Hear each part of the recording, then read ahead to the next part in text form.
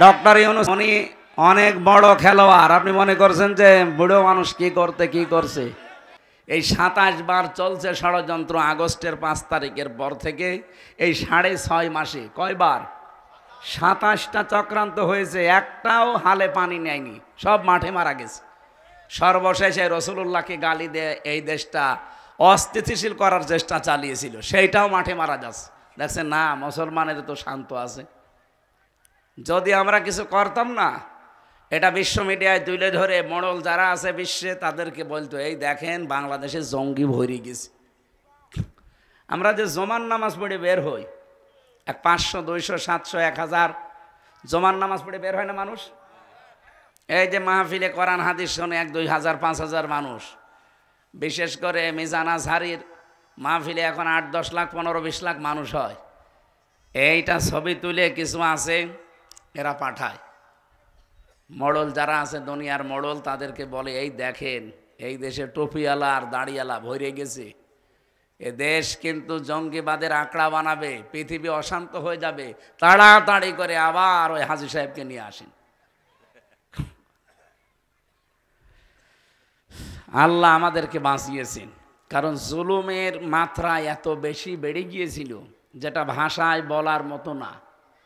আমি নিজে তো ভিকটিম, আমিও 3 বছর ফাঁসির কন্ডেম ছেলে ছিলাম, আমি ওই ছোট মিনি আয়না ঘরে ছিলাম, আমি দেখেছি ওরা কি নির্যাতন করে। এইরকম চেয়ারে বসিয়ে দেয়, হাতের সাথে পায়ের সাথে ক্লিপ লাগিয়ে দেয়, আর গলার সাথে একটা বেড লাগিয়ে দেয়, একটা সুইচ আছে, টিপ দেবে, 1 মিনিট আপনি 120 বার ঘুরবেন। 1 মিনিট পরে মনে হবে আমি 8-10টা দুনিয়া দেখতে পাচ্ছি। আপনি নিজেকে ওই জায়গায় দাঁড় করিয়ে বলেন তো কেমন লাগে ওই সময়। আমার নিজে তো নিয়ে গিয়েছিল, আমার আগে একজনকে এই নখ তুলে ফেলল। এইভাবে হাত তো বাঁধা, এমন মেশিন আছে ওদের কাছে, হাতের সাথে পায়ের সাথে লাগিয়ে দেয়, শুধু একটা সুইচ টিপ দেবে, একবার এই নখগুলো সব খুলে চলে আসবে, তখন ওর উপরে লবণ ছিটিয়ে দেয়। আপনার বিশ্বাস হচ্ছে না? হয়তো পুলিশ দাঁড়িয়ে আছে, জিজ্ঞাসা করেন, এই পুলিশ হয়তো জানে না, না উনি যদি দায়িত্বে না থাকে রিমান্ডের, তাহলে উনি তো জানবে না। যারা ছিল আমি দেখেছি তো, আমি মাত্র 10 দিন ছিলাম, ওরা যে আচরণ করে এটা মানুষের আচরণ না। আর যে গালি দেয়, ওরা মনে হয় এই গালিগুলো মুখস্থ করে আসে। আমার মতো একটা যে ছোটোখাটো যাই হোক, আমি একটা হুজুর তো, হ্যাঁ, আমারে মা মাতালি তুলে যে গালি দেয়, তাহলে সাধারণ মানুষ যদি পায় ও কি করতো? এ পর্দা তো সব মাঠে মারা যাচ্ছে, ওটা বাঁধতে দেন, বাবা শাহজালাল সব হালাল হয়ে যাচ্ছে, দেন ওটা বেঁধে দেন। দায়িত্বে আছেন কারা, ওটা বেঁধে দেন।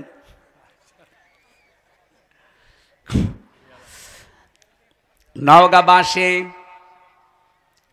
যেহেতু ষড়যন্ত্র 27টা মিস হয়ে গেছে, আবার হয়তো সামনে দেখবেন আর একটা উস্কানি দেবে। আমি এটা যেহেতু রেকর্ড হয়, সারা বিশ্বে চলছে আর লাইভ চলছে, আহ্বান জানাচ্ছি, যিনি পালিয়েছে তার উস্কানিতে পা দিয়ে পাগলামি করবেন না। কারণ পৃথিবীর ইতিহাস যারা পালায় তারা ঘুরে আসে, আমি আজও পাইনি। 805 বছর আগে পালিয়েছে। কত বছর? 805 বছর আগে লক্ষণ সেন এই যে কলকাতা থেকে আজ পর্যন্ত ফিরে আসেনি। ফিরে আসবে আবার? ও কবে পটল তুলে কবরে চলে গেছে, কবরে তো যায়নি, ওরা পুড়িয়ে ফেলিছে। এরপরে আশরাফ ঘানি পালিয়েছে, আজও আসেনি ফিরে। বাশার আল আসাদ পালিয়েছে, আজও ফিরে আসেনি। আমাদেরটা পালিয়েছে। আপনি কি মনে করেন যে উনি আবার ফিরে আসবে? তাহলে তো ওই মানুষগুলো ফিরে আসা দরকার। আর যে কাজ করেছে কোন মুখ নিয়ে আসবে? যাওয়ার সময় 14টা ব্রিফকেস নিয়ে গেছে, সব মাটি আর ছাই ভরা ছিল। কি ছিল? দেশটা যে এখন ফকলা লাগে এমনি লাগে। এদেশে এখন কেউ জন্ম নিলে তার মাথার উপর 1,10,000 টাকা ঋণ। এদেশে অভাব থাকার কথা? ওনার বোন রেহেনা শুধু পাবনা রূপপুর থেকে ৭৬,০০০ কোটি টাকা মারিং কাটিং করেছে। ৭৬,০০০ কোটি শুধু একজন, তাহলে এক জায়গা থেকে। বাকি আরো কত জায়গায় তার হাত ছিল বলেন আপনি। একটা মানুষ ভালো মনে করতাম, দরবেশ সালমান এফ রহমান, এই কোলাঙ্গার ৩৬,০০০ কোটি টাকা মারিং কাটিং করেছে। ইসলামের যদি নিয়ম থাকতো এই দেশে, এগুলোর সব হাত কাটা যেত না বলেন? কারণ এরা তো একটা অভাবে চুরি করে না, চুরি করেছে সব স্বভাবে। ওদের কোনো অভাব আছে? ৬২০টা বাড়ি একজনের। ভূমিমন্ত্রী ছিল যেটা চট্টগ্রামের, ওর বাড়ি কত? ৬২০টা বাড়ি। আমার মনে হয় এখন এই ৭ মাস যদি আরো থাকতো, এখন এক ২০০ বাড়ি বেড়ে যেত। মনে হয় মরণ পর্যন্ত শুধু বাড়িই বানাতো। কি হবে আপনারা এত বাড়ি দিয়ে?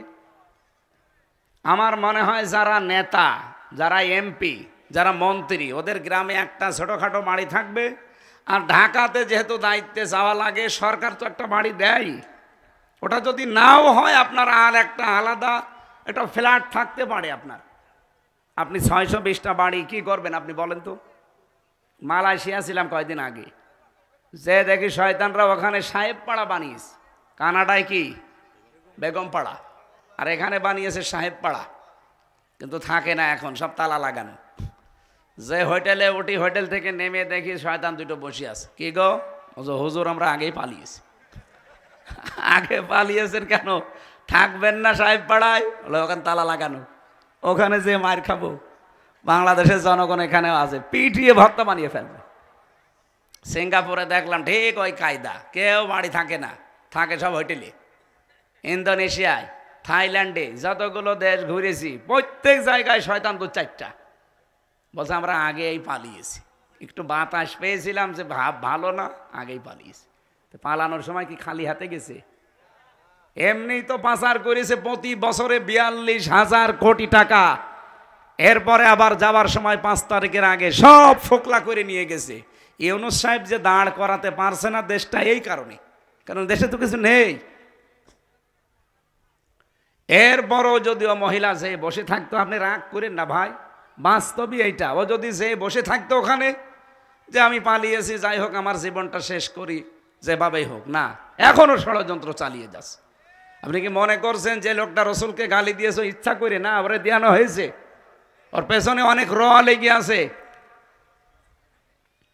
ভারতের উগ্রপন্থী হিন্দু যারা, তারা লেগে আছে, চেষ্টা চালাচ্ছে এই দেশটা কি করে গন্ডগোল লাগিয়ে দিয়ে। এই দেখেন না ২-৩ দিনে কি আরম্ভ হয়েছে, এক দিন ৩-৪ জন করে কুপিয়ে মেরে ফেলছে। এগুলো সব পেছন দরজা দিয়ে আমরা কিন্তু টের পাচ্ছি, এবং যারা দায়িত্বে আছে তারাও কিন্তু বুঝে ফেলেছি। আজ সকালবেলা দেখেন না স্বরাষ্ট্র উপদেষ্টা কি ভয়ঙ্কর কথা বলেছে, যে মানুষ পেটিয়ে মেরে ফেলবেন, ঘুমাতে দেবেন না রাতে। পুলিশকে সুপ্রিম পাওয়ার দিয়েছে, যদি এরকম কোনো কর্মকাণ্ডের সাথে কেউ জড়িত থাকে তার জীবন শেষ করে দেবে একেবারে।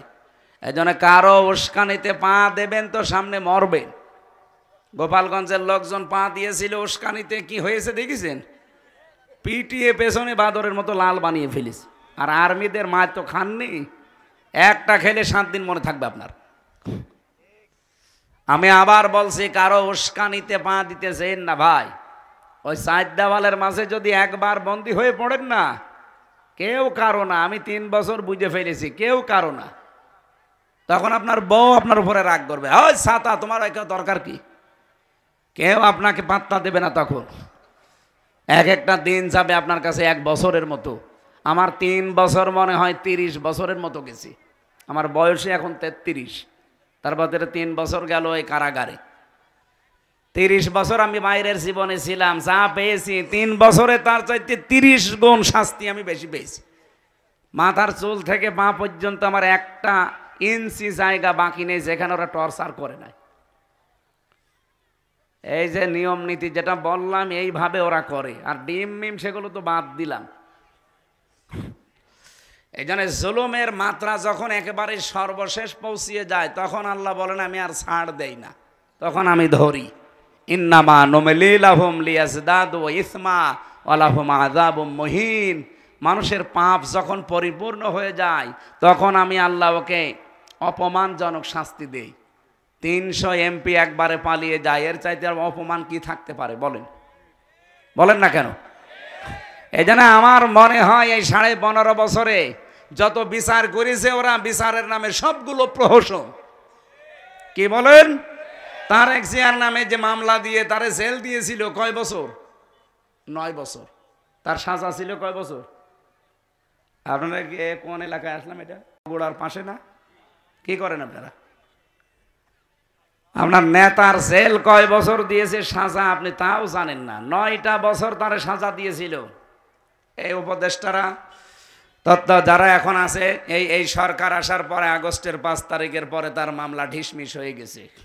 তার স্ত্রী জোবাইদা, তারও 3 বছর সাজা ছিল, তারটাও শেষ। খালেদা জিয়ারটাও শেষ। হাসিনা যা যা করেছিল এ সরকার সব উল্টিয়ে দিচ্ছে।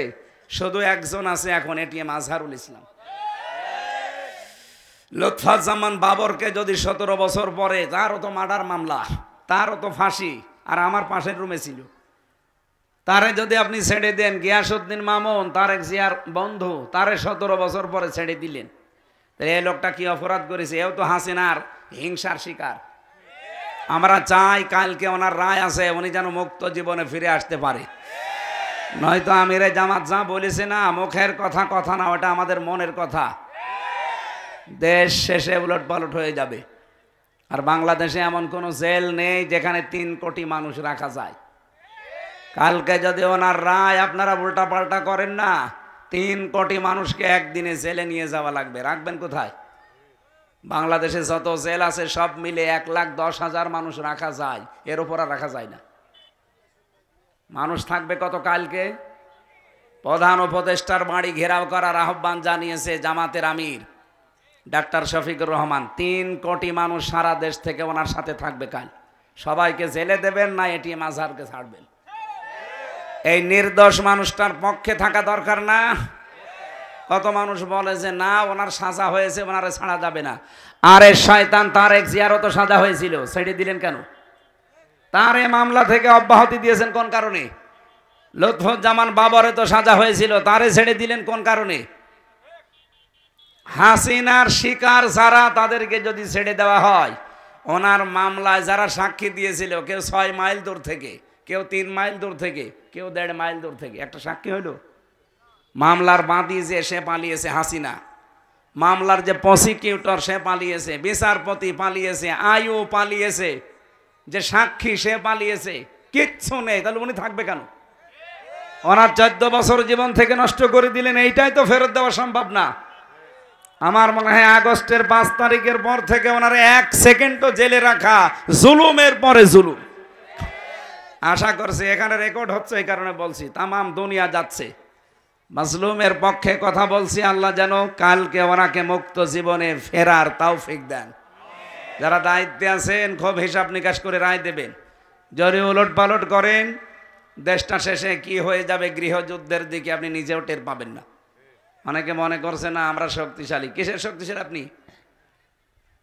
15.5 বছরের এত বড় দানবকে যদি এদেশের মানুষ ফেলে দিতে পারে, আপনারা কয়জন মাত্র?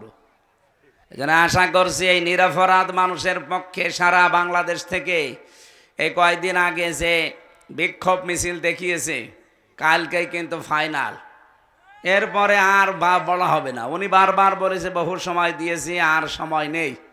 সবাইকে আপনি একরকম করবেন। বৈষম্যের শিকার যদি এখনো হওয়া লাগে, এদের স্বাধীন হওয়ার দরকার ছিল কি? ও আগে যা ছিলাম তাই ভালো ছিলাম।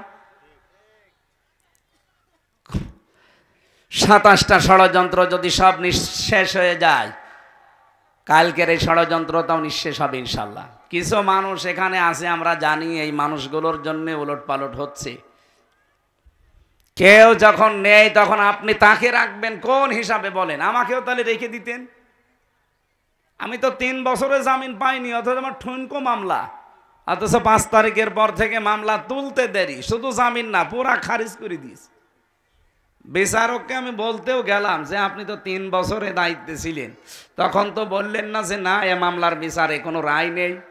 জামিন দিলেন না 3টা বছর, আমারে রেখে দিল ফাঁসির কন্ডেম সেলের ভেতরে, 24 ঘন্টা তালা লাগানো। আমি একটা কবরে ছিলাম, কারণ আমার ওই সেলের নাম ছিল কবর সেল। আর আপনি এখন একেবারে শুধু মামলা জামিন না পুরা খারিজ করে দিচ্ছেন যে কোনো এ মামলার কোনো মাল ম্যাটারেস নেই। এতদিন কোনো মাল ছিল? উনি এইটা বলতো যে আমার হাত বাঁধা ছিল। কি ছিল বলেন? এখন আমার হাত খোলা আছে, আমি একেবারে ন্যায় বিচার করেছি। আমারটাই যদি এমন হয়, এই 15.5 বছরে যত মিথ্যা মামলা মিথ্যা সাক্ষীর কারণে মানুষ ভেতরে আছে, সবগুলোকে তো এইভাবেই ছেড়ে দেওয়া দরকার। আমি শেষ কথা বলছি এটা, এবং ফাইনাল কথা, আমরা চাই আগামীকাল এই নির্দোষ মানুষটা মুক্তি পাক। কারা চান হাত তোলেন তো? এই আন্দাজ হাত তুলবেন না। কিছু মানুষ হাত তোলেনি আমি জানি, ঠিক আছে, আপনার তোলা লাগবে না, থাক। ইব্রাহিম আলাইহিস সালামকে আগুনে দিয়েছিল একটা নির্দোষ মানুষকে, নমরুদ। আপনারা জানেন ঘটনা, আমি শিক্ষার জন্য বলছি। ব্যাঙ প্রসাব করেছিল, জিবরাইল এসে বলছে তুমি প্রসাব করো, প্রসাবে কিছু হবে? আমি জানি আমার প্রসাবে কাজ হবে না, কিন্তু আমি আল্লাহকে দেখাতে চাই যে আমি একটা নিরপরাধ মানুষের পক্ষে আছি, আমি জালেমের বিপক্ষে আছি, নমরুদের। আল্লাহ বলেন তোর এই কথাটা এত ভালো লেগেছে আমার, কিয়ামত পর্যন্ত যত ব্যাঙ দুনিয়ায় যাবে সবার প্রসাব পাক করে দিলাম। এই জন্য ব্যাঙের প্রসাব কি পাক। ফেরেশতা জিবরাইল কিছুক্ষণ যাওয়ার পরে দেখলেন একটা কাংলাস ফু দিতে আছে। জিবরাইল ফেরেশতা জিজ্ঞাসা করেছিল যে এখানে ফৎকার দাও, এ ফৎকারে তো কিছুই হবে না। বলছে আমি জানি, আমি আমার মালিক নমরুদকে দেখাতে চাই যে আমি তোমার পক্ষে আছি আর ওই ইব্রাহিমের বিপক্ষে আছি। আল্লাহ কথাটা এত বেশি অপছন্দ করেছিলেন, ওই দিন থেকে আইন পাশ হয়ে গেছে, কেউ যদি কাংলাস দেখে এক বাড়িতে মেরে ফেলতে পারে ওর 10টা নেকি হয়। এই জন্য আমি এই নিরপরাধ মানুষটার পক্ষে কথা বললাম, তাছাড়া কোনো অন্য উদ্দেশ্য না। যারা এই ছোট মনের পরিচয় যে না ওনারা দেওয়া যাবে না, সাজা হয়ে গেছে, তাহলে আবার তারেক জিয়ার মামলা ফের জীবিত করেন, ওনার বর মামলা জীবিত করেন, কারণ সবগুলো মামলার সাজাপ্রাপ্ত আসামি। সে মামলার আসামি যেভাবেই হোক, সাজা তো দিয়েছে আদালত। বলতে পারেন না হাসিনা ওনারে রাগ করে, হাসিনা ওনারে রাগ করে দিলে এটিএম আজহারকে কি ভালোবেসে দিয়েছে? তারেক জিয়ার বাড়ি হাসিনার বাড়ি থেকে কত মাইল দূরে বলেন, আর এটিএম আজহারের বাড়ি হাসিনার শ্বশুর বাড়ি থেকে মাত্র ½ কিলো। এদিকে পীরগঞ্জের শেষ, ওদিকে বদরগঞ্জের শেষ, এই 1 কিলো 1.5 কিলো দূরে বাড়ি। ও শেষে দেখা যাচ্ছে চাচা শ্বশুরও হতে পারে, হ্যাঁ আত্মীয় স্বজন হতে পারে। শুধুমাত্র তাদেরকে দিয়েছিল ইসলামের কারণে আর এই দাদা বাবুদের ইঙ্গিতে। যেহেতু দাদাদের প্রভাব থেকে আমরা এতগুলো মানুষ 2732 জন মানুষ জীবন দিয়ে মুক্ত হয়েছি, এখন দাদাদের কোনো কর্তৃত্ব এ দেশে আর চলবে? বলেন বলেন। কিছুদিন ভয় দেখিয়েছিল যে তোরা না খেয়ে মরবি, এমন ভয় পেয়েছে ওরা। পাকিস্তান থেকে, তুরস্ক থেকে, চীন থেকে যখন ব্যবসা আরম্ভ হয়েছে, খাবারের জাহাজগুলো আসতেছে, এখন ওরা মরিস। আমাদেরকে ভয় দেখায়, আমরা মুসলিম, এই দেশে আমরা আর যাই করি, বছরে একটা মাস আমাদের জন্য না খেয়ে থাকা ফরজ, আর 4 দিন 5 দিন পরে ওই মাস। এক কথা বলেন না কেন? সুতরাং খাবারের ভয় আমাদেরকে দেখাবেন না। যারা দেখিয়েছে ওরা এখন হায় হতাশ করছে যে করলাম কি। কারণ এখন ব্যবসা চলছে বাংলাদেশের সব পাকিস্তানের সাথে, তুরস্কের সাথে, সৌদি আরবের সাথে, চীনের সাথে, ওরা এখন মাথায় হাত। কারণ একটা দেশের সাথেও দাদাদের মিল নেই। হিন্দু ভাইরা অন্যান্য ধর্মের রাগ করবেন না, আপনাদের প্রতি আমরা খুশি, কারণ আপনাদের মন্দির বাড়ি ঘর আগস্টের 5 তারিখে এই দেশের মানুষ পাহারা দিয়েছে। এক কথা বলেন না কেন? আপনি আরো নিরাপদে থাকবেন যদি এই দেশে আল্লাহর বিধান কায়েম হয়। এই যে গাইবান্ধায় কয়েকদিন আগে একজন হিন্দু পুরোহিত ঠাকুর, সে জানিয়েছে কোরআনের বিধান যদি এই দেশে কায়েম হয় আমরা সবচাইতে বেশি নিরাপদে থাকতে পারবো। আপনাদের ঠাকুর এই কথা বলছে। আমরা তো মানি না তাদের, যারা উগ্র জঙ্গি, যারা এই হিন্দুদের ভেতরে, বিশেষ করে মোদির 5 গোলাম যারা, এদের প্রতি ওরা আল্লাহর ঘর বাবরি মসজিদ ভেঙে ফেলেছে। পৃথিবীর মানুষ মাটির নিচে পায় গ্যাস, তেল, সোনা, রূপা, আর ওই শয়তানরা শুধু মাটির নিচে খালি মন্দির পায়, তাও যেখানে সেখানে পায় না, শুধু মসজিদ যেখানে ওই জায়গায়। বলে এখানে 500 বছর আগে মন্দির ছিল। ওদের একটা দেশের সাথেও যেহেতু মিল নেই, আপনি দেখেন ভারতের ইতিহাসের দিকে তাকিয়ে পাকিস্তানের সাথে দা কুমড়ার সম্পর্ক, নেপালের সাথে মিল নেই, ভুটানের সাথে মিল নেই, মালদ্বীপের সাথে মিল নেই, মায়ানমারের সাথে মিল নেই, চীনের সাথে মিল নেই। আমাদের সাথে মিল ছিল, কন্যা ছিল, কন্যা নেই, মিল নেই। এই জন্যই তো আন্তর্জাতিক যারা মডল তারা বলছে কি এমন ভালো মানুষ আপনি যে একটা প্রতিবেশীর সাথে আপনার মিল নেই। এই জন্যই জোট করতে পারে না। গিয়েছিল মোদি এই দেশ সম্পর্কে কিছু মিথ্যা তথ্য দেওয়ার জন্য, যে এই দেশে জঙ্গি ভরে যাচ্ছে, এই দেশে কোনো মানুষ নিরাপদে নেই, এদেশে হিন্দু মেয়েদেরকে ধর্ষণ করা হচ্ছে, এই কথাগুলো বলার জন্য। একটা কথাও ট্রাম্প কানে নেয়নি, কারণ এই দেশের পূজা আর রোজা একদিনে হয়। এই সামনে আসতেছে, এই কথা বলেন না কেন? আমি নিজে দেখেছি, পূজাও চলছে, রোজাও চলছে, চলছে না? পৃথিবীর 257টা দেশে এর চাইতে সাম্প্রদায়িক সম্প্রীতির দৃষ্টান্ত আর কোনো দেশে নেই। আর ওরা এই 54 বছরে ইন্ডিয়া তামাম দুনিয়ায় সবচাইতে বড় মিথ্যুক। এটা আমার রিপোর্ট না, মাইক্রোসফটের রিপোর্ট, খ্রিস্টানরা বানিয়েছে। তামাম দুনিয়ায় সবচাইতে বেশি মিথ্যা কথা বলে ভারত। ওরা এই 54 বছর মিথ্যা কথা ছড়িয়ে ছড়িয়ে আমাদেরকে বিশ্বের মানুষের কাছে কালার করে রেখেছিল যে আমরা নাকি জঙ্গি। আরে ভাই, বাংলাদেশে জঙ্গি পেলেন কোথায়? এদেশে যে জঙ্গি নেই তার প্রমাণ আর 7 মাস একটা জঙ্গিও ধরা পড়েছে। কারণ জঙ্গির নাটক যে লেখবে সে মহিলাই তো পালিয়েছে, আর যাদেরকে নিয়ে জঙ্গি সাজাবে সেই মনিরুল, আসাদুজ্জামান, এই শয়তানগুলো আরো আগে পালিয়েছে। এই জন্য দেশে জঙ্গি নেই। জঙ্গি নেইও তো, জঙ্গি কোথায় পাবেন আপনি? যেই 2-1টা একটু উগ্র আছে তাদেরকে আমি ভেতরে দেখেছিলাম। একজন আছে আল্লাহর দলের সভাপতি সারা বাংলাদেশের। আমি বললাম, ভাই আপনি আল্লাহর দলের সভাপতি, সেক্রেটারি কে? বলছে আমার ছেলে। আমি সভাপতি, আমার ছেলে সেক্রেটারি, দুনিয়ায় আমাদের আর কেউ নেই। এই হচ্ছে জঙ্গি, পুরাটা নাটক। আল্লাহ আমাদেরকে হাতে ধরে বানিয়েছে, বাঁচিয়েছে ওদের শুধু এই জুলুমের কারণে। কি যে জুলুম গেছে কিছু কিছু মানুষের উপরে, আমার হালকা গেছে। তারপরেও তো আমি রুগী হয়ে গেছি 3 বছরে।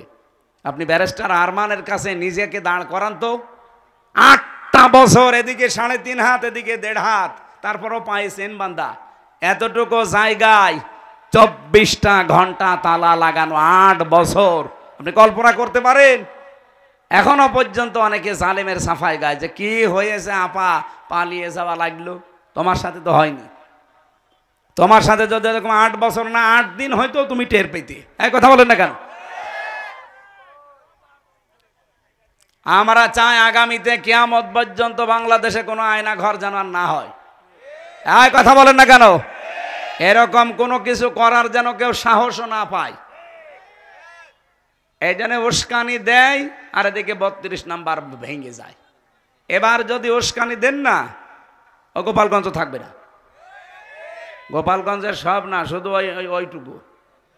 এই জন্য আশা করছে আপনার বোধোদয় উদয় হবে, আপনি উল্টা পাল্টা এরকম সমস্যার কথা সামনে বলবেন না। মাথা ঠিক নেই তো, কারণ এত বড় সাজানো গোছানো ইউনিয়নের দারোয়ান থেকে সংসদ পর্যন্ত সব লোক ঠিক করা ছিল। আমি রিমান্ডে গিয়ে এগুলো টের পেয়েছি। এদের একটা জায়গাও ফাঁকা ছিল না, সব ওদের চেন অফ কমান্ড ছিল। একেবারে বাবা শাহজালাল সব হালাল করে নিয়েছিল, তো আল্লাহ পুরা উল্টিয়ে দিয়েছে। কি শিকড় ছিল ওদের আপনি দেখেছেন? ইউনিয়নের দারোয়ান থেকে শুরু করে সংসদ পর্যন্ত সব ওদের লোক। এখন আছে? বলেন বলেন। আল্লাহ বলেন, ফাকতিয়া দাবিরুল কওমিল্লাযিনা যালামু, জালেমদের শিকড় কাটা হয়ে গেছে। কেটেছে কে? না না, হাসিনা কাটবে কি করে? হাসিনা শেকড়ে তো শেষ। কেটেছে কে? কতিয়া, এটা মসুলের সিগা, এর ফাইল জানা নেই। কে কেটেছে কেউ জানে না।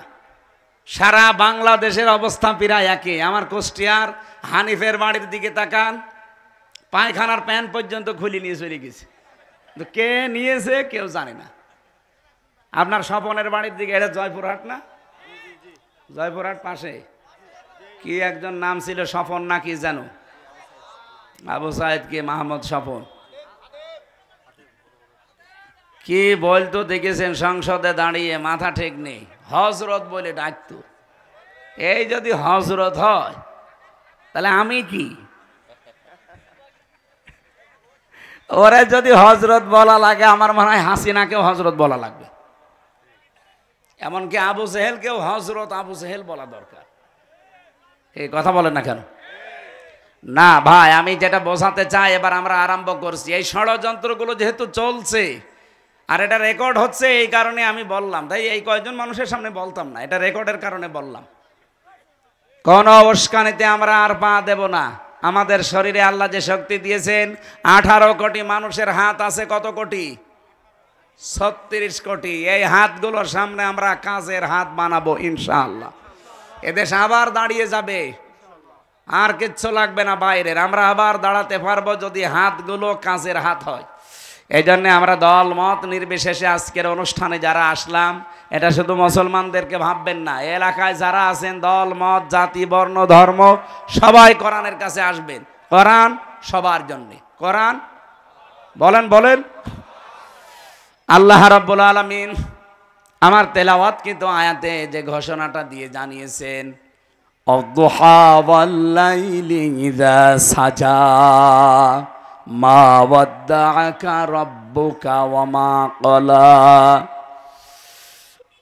আলাল আখিরাতু খায়রুল লাকা মিনাল উলা ওয়ালা সাওফা ইউতিকা রাব্বুকা ফাতারদা। এ পর্যন্ত পড়েছিলাম।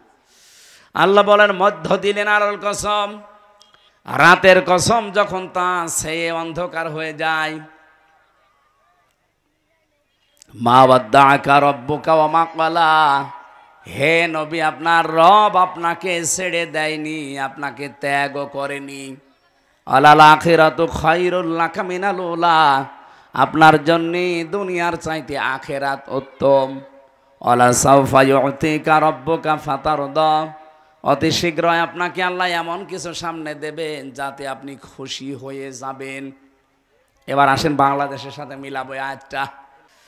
নবীজির কাছে 40 দিন পর্যন্ত ওহী বন্ধ ছিল। 40টা দিন তিনি চিন্তায় আছেন। ওদিকে আবু জেহেল সহ যারা দায়িত্বে ছিল ওই দেশের, ওরা ছড়িয়ে দিয়েছে। এমনকি নবীজির নিজের আপন চাচি বিশ্বনবী মুহাম্মদ রাসূলুল্লাহ সাল্লাল্লাহু আলাইহি সাল্লামের চাচি উম্মে জামিলা, তার স্বামী আবু লাহাবের সাথে একত্রিত হয়ে মানুষের কাছে ছড়িয়েছে যে মুহাম্মাদের শয়তানটা তাকে ত্যাগ করেছে। বলেন নাউজুবিল্লাহ। বাইরের লোকগুলো থেকে কিছু শুনলে সহ্য করা যায়, নিজের আপনজন যারা, নিজের লোক যারা, এরা কিছু বললে ওটা কিন্তু সহ্যের বাইরে চলে যায়। এই প্রশাসনের ভাই যারা আছেন, পুলিশ ভাইরা, ওই পাগলটাকে ধরে এক জায়গায় বসিয়ে রাখেন। বিশৃঙ্খলা তৈরি যদি হয়, আপনারা কি করছেন কি এখানে? আপনারা মানুষগুলো বসিয়ে দেন। হাতে লাঠি নিয়ে কি করছেন? পিটানো যাচ্ছে না? আমাদের ধরলে তো ভালোই পিটাতে পারতেন। দেন ওখানে ধরে বসিয়ে দেন। যে বসবে না বলেন বাড়ি চলে যান। মাহফিলটার পরিবেশ নষ্ট যেন কেউ না করে। হয় যারা আছে হয় বসবে, নাই বাড়ি চলে যাবে। এখানে কারো রূপ দেখার জন্য আপনাকে নিয়ে আসে নাই। 40 দিনাই আপনারা যারা শুনছেন এদিকে অ্যাক্টিভ হয়ে শুনবেন। আমরা নির্ধারিত সময়ে নামাজ পড়বো, দরকার আরো 10 মিনিট পরে, অসুবিধা নেই। 40 দিন পার হয়ে গেল। নবীজিও মন খারাপ যে আমার কাছে আর ওহী আসে না। রব্বুল আলামিন 40 দিন পরে ফেরেশতা জিবরাইলকে দিয়ে আয়াতগুলো নাজিল করলেন।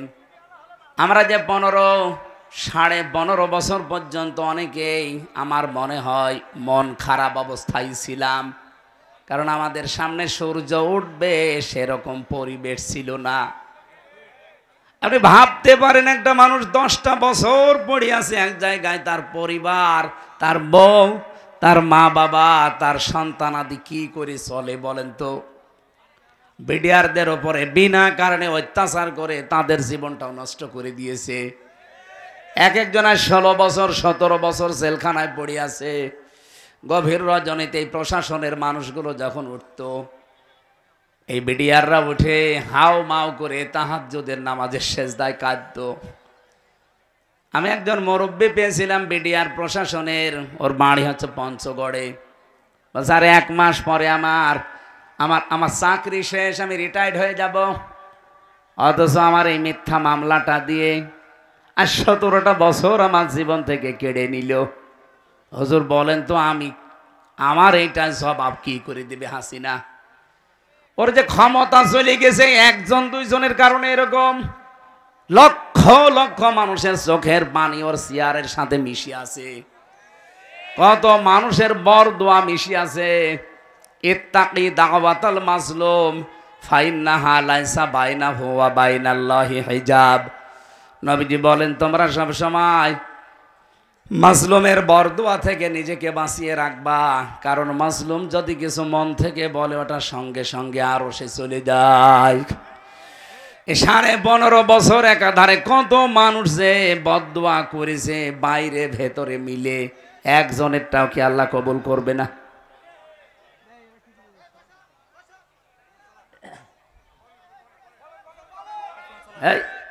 এখানে এরা কি করে, কি এরা কি কমিটির লোক?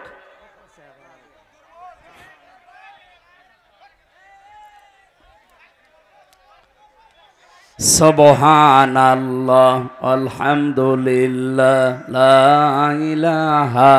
আমি তো শুরুই করছিলাম, এই 2 জনে এসে হঠাৎ করে ডিস্টার্ব করে দিল, মন মানসিকতায় আউলিয়ে গেছে। লা ইলাহা ইল্লাল্লাহ মুহাম্মাদুর রাসূলুল্লাহ। যেহেতু 1500 বছর পার হয়ে গেছে, যে আয়াতগুলো পড়ছে এগুলো নাজিল হওয়া ওই জামানায় মুহাম্মাদুর রাসূলুল্লাহ সাল্লাল্লাহু আলাইহি সাল্লামের প্রতি এই আয়াতগুলো আল্লাহ নাজিল করে সান্ত্বনা দিলেন, হে রাসূল, দিনের পরে যেমন সূর্য ওঠে, এ সূর্যটা উঠলে দুনিয়া যেমন আলোকিত হয়ে যায়, আমি আপনাকে সামনে এমন কিছু দিতে যাচ্ছি যে আপনার জীবনটাও আলোকিত হয়ে যাবে। এ বাংলাদেশের এখন যে চিত্র, আগস্টের 5 তারিখের আগের যে চিত্র, আকাশ আর পাতাল।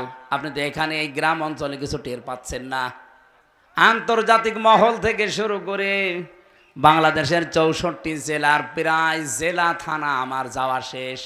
জরিপগুলো যা দেখছি, মাত্র 100 জনের 15 জন মানুষ চাইতো আগে যে দেশে ইসলাম কায়েম হোক, অথচ এখন এই যে 3 দিন আগের রিপোর্ট, এদেশের 100 জনের 66 জন মানুষ চাচ্ছে দেশে আল্লাহর দিন কায়েম হোক। আপনি টের পাচ্ছেন তলে তলে কোথায় চলে গেছে মানুষ, কোথায়? 15 জন আমি বানিয়ে বলছি, আপনি ইন্টারনেটে সার্চ দেন, এইগুলো পাবেন। আমি তো আগেই বলেছি, শুধু এখানে যে পাগল ছাগল মনে করছেন আমরা বসে আছি, গ্রাম্য মানুষ যা বলছে বলুক না, আমি আপনার দিকে তাকিয়ে কোনো কথা বলছিও না, আমি বলছি এদের দিকে তাকিয়ে, কারণ এইটার দিকে এখন 18 কোটি না তামাম পৃথিবীর বাংলা ভাষাভাষী মানুষ তাকিয়ে আছে। এখানে একটা মেসেজ দিলে এখন চলে যাচ্ছে আমেরিকায়, এখানে একটা মেসেজ দিলে চলে যাচ্ছে থাইল্যান্ডে। দুনিয়ায় যত রাষ্ট্র আছে যেখানেই বাঙালি, তারা কিন্তু লাইভ অলরেডি দেখছে। বাংলাদেশ নিয়ে যে চক্রান্তগুলো বললাম, 27টা পয়েন্ট পার হয়ে গেছে, ওদের একটা হালে পানি নেয়নি, আবার নতুন আরেকটা শুরু করবে। আর দেখবেন যে এইটাই ওরা শুরু করবে, ওদের জন্য একটা আলাদা আযাব আল্লাহ নাজিল করবে। ওরা একটা উস্কানি দিয়ে আযাব বুলডোজার নাজিল হয়েছিল। কি আযাব? ভাঙ্গাচোরা আযাব। এরপরে নাজিল হয়েছে অপারেশন ডেভিল হান্ট, শয়তানের খোঁজে। দেখছেন না কি করে শয়তান ধরা পড়ছে। এরা যদি আরেকটু কড়া হয়, দেশে শয়তান সব মাটির নিচে লুকাবে, তাও জায়গা পাবেন না। কারণ ডেভিল হান্ট মানে শয়তানের খোঁজে, কোথায় থাকবে ওরা খোঁজ করে বের করবে। যাদের দায়িত্ব দিয়েছে সরকার, ওরা তো সব জানে যে অপরাধী থাকে কোথায়। কি কথা বলে না কেন? এই 15.5 বছরে যারা ছিল তারা তো এখনো আছে, ওরা জানে না যে কোথায় কি কি কি ব্যবসা হয়। কোন জায়গায় কি হয় সব তারা জানে। ১৫০০ বছর আগের একটা চিত্র আমি তুলে আনতে চেয়েছিলাম। ওই জামানায় জাতীয় নেতা ছিল ৩ জন। কয়জন? একজন ছিল ইহুদিদের নেতা, তার নাম মারহাব। ২ নম্বরে ছিল খ্রিস্টানদের একজন জাতীয় নেতা, তার নাম মুখাইরে। আর একজন ছিল মুশরিকদের জাতীয় নেতা, তার নাম ছিল আবু জেহেল। আপনি বাংলাদেশের সাথেও মিলান, জাতীয় নেতা কিন্তু আমরা এ পর্যন্ত প্রায় ৩ জনই পেয়েছি। নাম ধরা লাগবে? নাম ধরে তো আবার আর একজন হুজুর, নাম ধরার দরকার নেই, আপনি টের পেয়েছেন। ওই জামানায় জাতীয় নেত্রী ছিল ৩ জন। একজনের নাম ছিল নাকেরা, আবু জেহেলের স্ত্রী। ২ নম্বরে ছিল হিন্দা, আবু সুফিয়ানের স্ত্রী।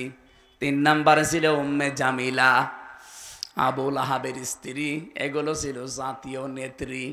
বাংলাদেশেও জাতীয় নেত্রী কয়জন? ৩ জন। নাম ধরা লাগবে? পুরুষও ৩ জন, নারীও ৩ জন। আপনি ১৫০০ বছর আগে আরবের অবস্থার সাথে মিলান, ওদের সাথে আমাদের দেশের পুরাটা মিল আছে। কি এই দেখেন, আমি সব নোট করেছি তাফসির থেকে।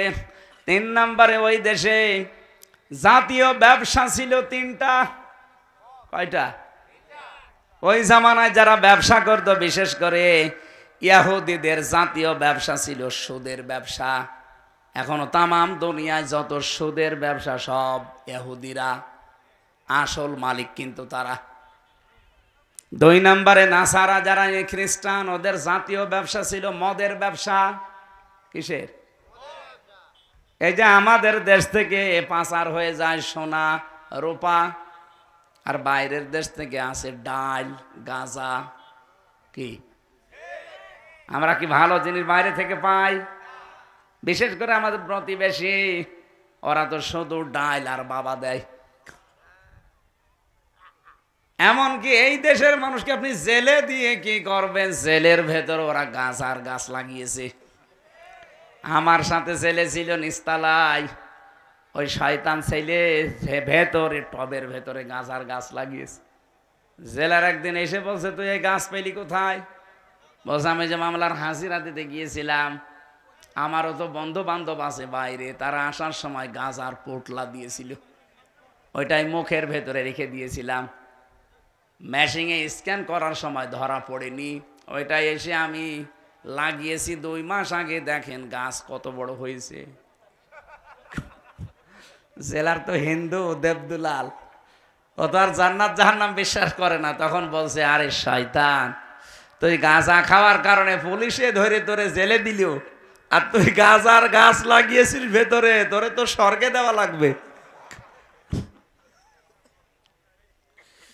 ১৫০০ বছর আগে যারা মুশরিক, তাদের জাতীয় ব্যবসা ছিল নারীর ব্যবসা। কি বললাম? আপনি তাকান আজ বাংলাদেশে জাতীয় ব্যবসাগুলোর দিকে, অধিকাংশ মানুষ কিন্তু মেয়ে লোক দিয়ে ব্যবসা করছে। আরে 15.5 বছর এটা আরো বেশি ছিল। আপনি দোকানদারিতে লাগিয়ে দিয়েছে মেয়েকে, একটা সাবান বিক্রি করবে সেখানেও মেয়েদেরকে। অথচ মেয়ে লোকের যে সম্মান বিশ্বনবী আসার পরে দিয়েছিলেন, তামাম পৃথিবী আজ ওই সম্মান দিতে পারবে না। ওরা 15.5 বছরে কোথায় নিয়েছে মেয়েদের? শরীফ থেকে শরীফা বানিয়ে মেয়েদের ইজ্জত নষ্ট করার জন্য পায়তারা করছিল। আল্লাহ ধরিয়ে দিয়েছে। আরে ভাই বলেন তো, একটা শরীফ ও বিকালে বলছে, আমি শরীফা হয়ে গেছি, আমি এখন মহিলা হোস্টেলে থাকবো। ও যতই শরীফা দাবি করুক, মাল কি আগেরটাই। ও সেই মহিলা হোস্টেলে থাকতে চায়, বলেন ওখানে আপনার মেয়ে আছে, আপনার ফুফু আছে, আপনার বোন আছে, নেই? ওরে যদি আপনি ওখানে দেন, বলেন তো ওকে ঠিক থাকবে না যার ওর সন্তান জন্ম দেবে? এই পর্যায়ে পৌঁছিলে দেশটা, আপনি টের পাচ্ছেন? আর বলে হুজুর রাজনীতি করবে না। আরে শয়তান, রাজনীতি কিসের? কোথায় পৌঁছিয়েছিল? কয়দিন পরে তোর মারে বের করে নিয়ে যে ধর্ষণ করত, তুই টের পাচ্ছিস? কোথায় নিয়েছে শিক্ষা ব্যবস্থাটা? আগস্টের 5 তারিখের পরে পরিবর্তন যদি না করে দিত আল্লাহ এই ছাত্র জনতার মাধ্যমে, সত্যি আপনার মেয়েকে আপনি বাড়িতে রাখতে পারতেন না। কারণ ওই শয়তান 3 দিন পরে এসে বলতো আমি শরীফা, শরীফ না। কারণ আদালত কর্তৃক ওরা পাশ করিয়ে নিত, কারণ আদালত সব ওদের হাতে। আপনি কি মনে করছেন বিচার ব্যবস্থা? বিচার না, সব ওদের হাতে, ওরা যা বলবে তাই। আমার মামলার প্রথমটা জামিন হয়ে গেল, আমি বের হব, বলে না, গেট থেকে 10টা প্রশাসনের যে বিভাগ আছে ওরা আসবে, ডিসিএফআই আসবে, এনএসআই আসবে, কাউন্টার টেররিজম আসবে, এরপরে এসবি আসবে, সিটি আসবে, এরকম 8টা 10টা গোয়েন্দারা এসে বলবে যে না, এনারে ছাড়া যাবে না, আবার মামলা দিয়ে ভেতরে ঢুকিয়ে দাও। এই ছিল দেশের অবস্থা। আর আপনি এখন বলছেন কোরআন হাদিস, কোরআন হাদিস আপনি বসবেন? কোরআন হাদিস বলবো? কোরআন হাদিসের গভীরে গেলে আপনি কিছু বসবেন? ওই জামানায় জাতীয় নেতা কয়জন? জাতীয় নেত্রী, জাতীয় ব্যবসা, আর গোত্র এলাকায় যারা, এই গোত্রপতি ছিল 42 জন। আপনি সারা বাংলাদেশের সাথে মিলান, হয়তো 42 জন হবে না, আর একটু বেশি হয়ে যাবে। 64 জেলা থেকে যদি 64 জনও ধরেন, ওই জামানায় 42 জন, এই জামানায় নাই 64 জন। ওদের যে কাজকর্ম, আরে 15.5 বছরের কাজকর্ম পুরাটা মিলে গেছে। আমি আগে পড়তাম IMA জাহিলিয়াতের যুগ, আরে 15.5 বছর ওরা বানিয়েছে আওয়ামী জাহিলিয়াতের যুগ। IMA আর আওয়ামী শব্দ দুইটা পাশাপাশি না, কাজও একই। ওরা 15টা কাজ করেছিল আবু জেহেল ওই জামানায়। আপনি ইতিহাস পড়েন, বের করে রাহিকুল মাখতুমটা পড়বেন, এখানে লেখা আছে এই 15.5 বছর ওরাও এরকম 15টা কাজ করেছে। ওরা যে নারী পুরুষের একেবারে অবাধ মেলামেশা চালু করে যার সন্তান তৈরি করার ফ্যাক্টরি তৈরি করেছিল। কারণ ওদের ছেলে মেয়েগুলো সবগুলো বাইরে যেখানে পড়াশোনা করে সেখানে সব ফ্রি সেক্সের দেশ। এই যে জয় যেখানে পড়িছে, এই কথা বলছে না কেন? ও বিয়েও করেছে, এই জন্য এরকম মহিলা। কেন এ দেশে মুসলমান মেয়ে নেই? আপনি একটা মুসলমানের ছেলে, হাজারো মুসলমানের মেয়ে বিয়ে হয় না, এখানে 2-4টা একসাথে বিয়ে করা যায় না? আপনার মায়ের যা বাবার যা আছে, আপনি তো 4টা বিয়ে করতে পারেন, মুসলমান 4টা মেয়ে না, একটাও পছন্দ হয়নি, হয়েছে চামড়া কটা। আল্লাহর ইশারা, ওর বউ ওরে ছেড়ে দিয়ে চলে গেছে। ওই জামানায় তো নবী এবার নবুয়তির দায়িত্ব পালন করার পর জিন্দাবাতি কাজ আরম্ভ করেছিলেন। সবচাইতে বেশি বাধা দিয়েছিল ওই জামানায় ওই 42 জন নেতা। আপনি বাংলাদেশের দিকে ওই 15.5 বছরের 3 বছর আমি ভেতরে, আমি জানি না, বাকি 12 বছর তো জানি। আমি দেখেছি সবচাইতে বেশি বাধা দিয়েছে কিছু নেতা গোছের মানুষেরা।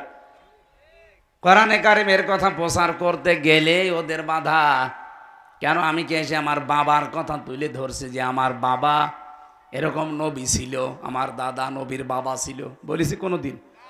আজ কত মানুষ মেয়েদেরকে পর্যন্ত ভয় দেখাচ্ছে, জুজুর ভয়, যে ইসলাম যদি দেশে আসে তোমরা কিন্তু ঘর বন্দি হয়ে যাবা। কে বলেছে আপনাকে? মেয়েরা যারা এসেছেন, ইসলাম যদি বাংলাদেশে কোনোদিন কায়েম হয়, কোরআন আমার সামনে, আল্লাহর কসম, সবচাইতে বেশি নিরাপত্তা পাবেন আপনারা। আর যত হক আল্লাহর কোরআন আপনাদের দিয়েছেন, তখন ওইটা পাওয়ার জন্য রাজপথে আপনারা নামবেন। আপনাদের সম্মান দিয়েছেন নবীজি কন্যা হিসাবে, বধূ হিসাবে, বোন হিসাবে, মা হিসাবে। একটা মর্যাদাও ছিল না, আষাঢ় দিয়ে পিটিয়ে মেরে ফেলতো আপনাদের।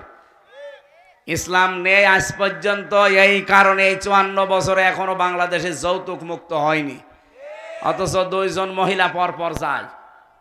কি আপনারা 2 জন মহিলা পরপর গেলেন, একবার আইন পাস করতে পারলেন না যে বাংলাদেশকে যৌতুক মুক্ত আমরা করতে চাই? একবার তো সংসদে ঘোষণা দিলেই মুক্ত হয়ে যায়। অথচ নিজেরা 2 জন যাবার পরও আজ এই দেশে যৌতুক মুক্ত হয়েছে? গতকালকে একজন বাবা কাঁদছিল, 3টা মেয়ে তার, 3টাই বিবাহধারী, কিন্তু ছেলেরা টাকা চায়। যে জামাই ঠিক করে এমন দাবি করে, ও নিজেই খাবার পায় না, দাবি পূরণ করবে কি করে? এই 10টা যারা 2 জন ছিল দায়িত্বে, এই 2 জন মহিলার, এরা যদি প্রথম এই সংসদে আইন পাশ করে দিত যে বিয়ে করতে হলে আরো টাকা মেয়ের বাপকে দেওয়া লাগবে, ওই 3টা মেয়ে পড়ে থাকে। আপনাদেরকে যে সম্পদ আল্লাহ দিয়েছেন, যদি সত্যি আপনারা নিজেদের মর্যাদা বুঝে পর্দার ভেতরে থাকতে পারতেন, আল্লাহর কসম পুরুষ মানুষ জোর করে হলেও টাকা ভিক্ষা করে হলে আপনার বাবাকে দিয়েও বিয়ে করত। এখন যদি আমার পানি পিপাসা লাগে, পানি নেই এলাকায় 50 কিলোর ভেতরে, শুধু ডাব আছে, এক একটা ডাব 2000 টাকা পিস। আমার পানি খাওয়া দরকার, পানি নেই, শুধু ডাব আছে, 2000 টাকা, তাই কি 5000 হলো আমি কিনে খেতাম। বলেন বলেন, মেয়েদেরকে আল্লাহ ঠিক ওইভাবে বানিয়েছে। ওরা যদি সত্যি ওদের মর্যাদা বুঝতো, আর ইসলাম যদি এদেশে থাকতো, পুরুষ মানুষ ভিক্ষা করে হলো দেনমহরের টাকা জোগাড় করে বিয়ে করত। অথচ এখন উল্টা করে তার আরো যৌতুক দেওয়া লাগছে। এই এলাকায় এটা আছে কিনা জানি না, এই যে বরযাত্রী যেটা যায় মানুষ 200-500 করে মেয়ের বাড়িতে যান, আপনি কোথায় পেয়েছেন ভণ্ডামি? এটা ইসলামে নেই। ইসলামে আছে অলিমা। কি বললাম? বলেন বলেন। সুতরাং আজকে থেকে আর কোনো বরযাত্রী যাবেন না। মেয়েদের এটা মর্যাদা। আপনি কোন কারণে 18-20 বছরের একটা মেয়েকে বাড়ি নিয়ে আসবেন, আরো 500 মানুষ খেয়ে আসবেন? আপনি ইতর না। এই জন্য আজকে থেকে বরযাত্রী যেহেতু ইসলামে নেই, বরযাত্রীতে কেউ যাবেন? কারা যাবেন হাত তোলেন তো।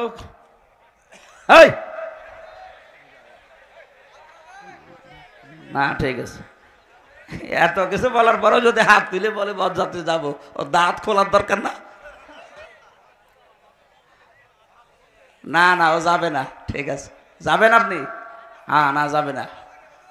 এখন থেকে বিয়ে শাদী করতে হলে বরযাত্রী বাদ সিস্টেমই তুলে দেওয়া দরকার। ইসলামে নেই, আমরা ওটা মানি না।